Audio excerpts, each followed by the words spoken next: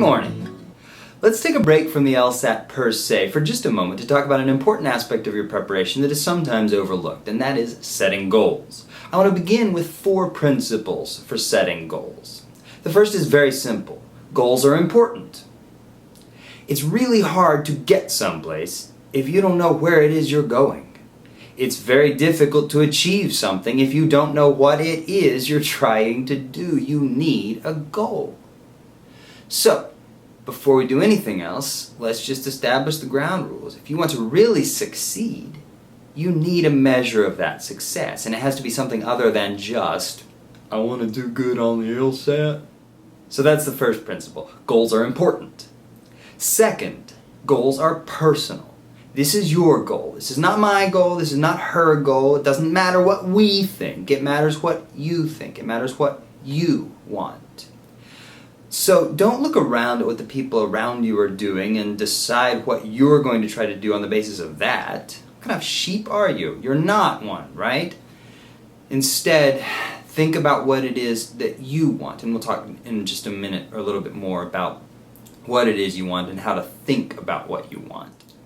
So, goals are important. Goals are personal. Number 3, goals are hard. It's not a goal if it's easy to do. Your goal has to be for the test something more than 5 points from where you are now, except for those of you at the very, very tippy top of the scale already. That is to say, if your initial score is anything less than 170, your goal has to be more than 5 points of improvement. Anything under 5 points is just too easy to be a good goal. Goals have to be hard. If it's not hard, it's not a goal. It's just a thing. Fourth, goals must be real. They're important, first of all. They're personal. They have to be difficult, but they have to be real.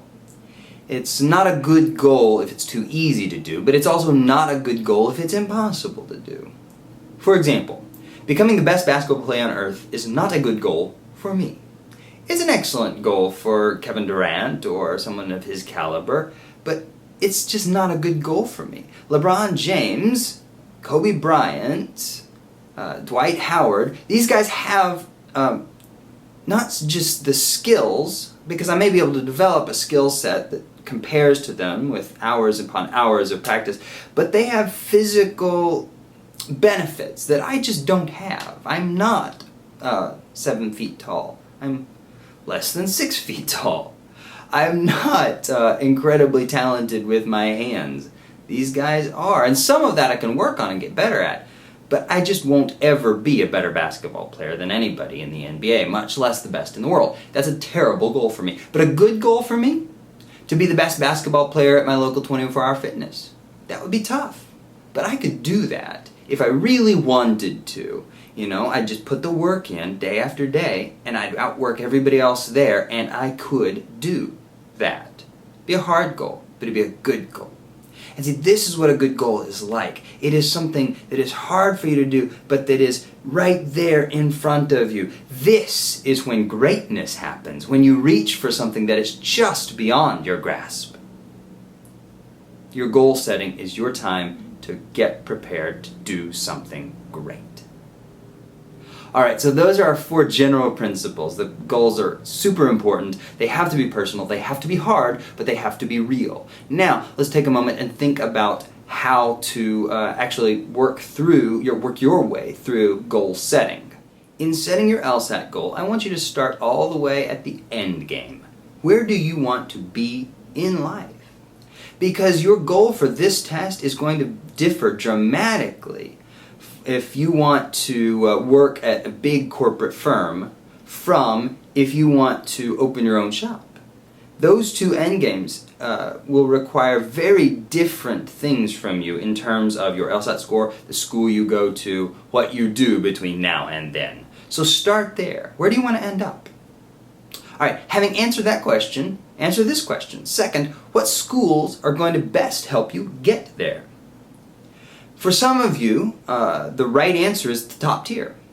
But that's not necessarily the right answer for all of you. And I want you to think about this. If you go to school in the top tier and you're just about anybody on earth, you're going to end up taking out student loans in the order of $50,000 a year. You're going to finish school after you go to a top tier school with a student debt of something like $150,000. And that's okay. If what you want to do is go work at a corporate firm where you start at $160,000 a year, you'll be able to pay off those loans.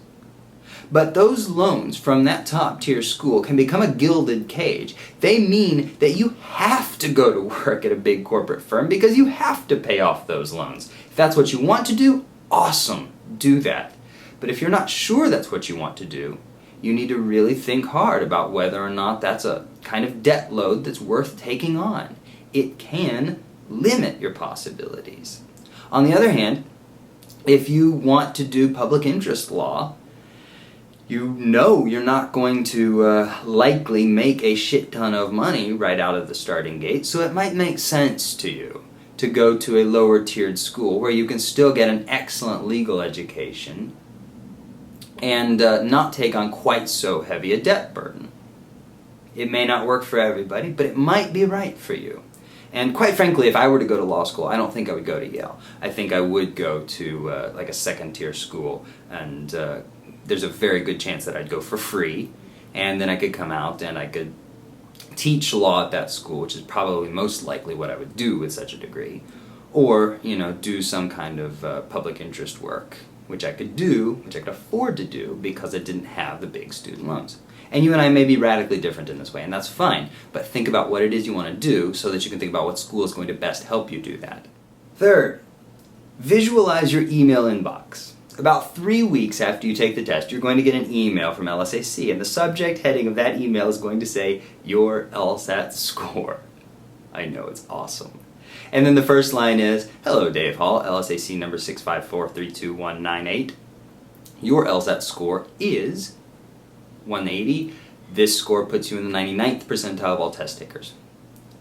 So that's the email that you're going to get. And if you're preparing for the October or the fall test, late September, October, depending on what year we're looking at, then you're going to get that email just before Halloween. If you're preparing for the December test, you're going to get that email just in time for a lovely Christmas present in most years. Some years it's the second week in December, and then you don't get it till after New Year, which is a great way to ring in the new year. And if you're preparing for the June test, you get it right before the 4th of July. Excellent stuff. So when you get that email, there's a number on it that makes you go, okay, what's that number? Because I know that for everybody watching this, except for me, you get a 179 and you go, yeah, I feel good about that. Of course you do. That's not your goal, though. Your goal is that number that makes you go, okay, I did this. And that number is totally personal, as we talked about before. For some of you, that number is a 152 because that means getting into law school. For some of you, that number is a 165 because that means getting into the top tier of law schools. For some of you, that number is a 175 because that means getting into the top 14. And there are grades all up and down that scale, obviously. But there is a number. And think about it in those terms. When you see that number in that email, what's the one that makes you sigh and go, all right, I did it? Not the number that makes you ecstatic, but the number that makes you feel okay, that you accomplished something. That number, that's your goal. Now, this chart might help. Take a look at this chart. You'll notice here that I've got just the top 30 some odd schools because that's what I could fit on one page to show you. Here, I have a chart that contains all of the top tier law schools, and by top tier I mean the first 50 or so. I consider the second tier to be basically 50 through 100, and the third tier basically 100 through 150, and the fourth tier those bottom 50 schools in the ABA approved 200 law schools.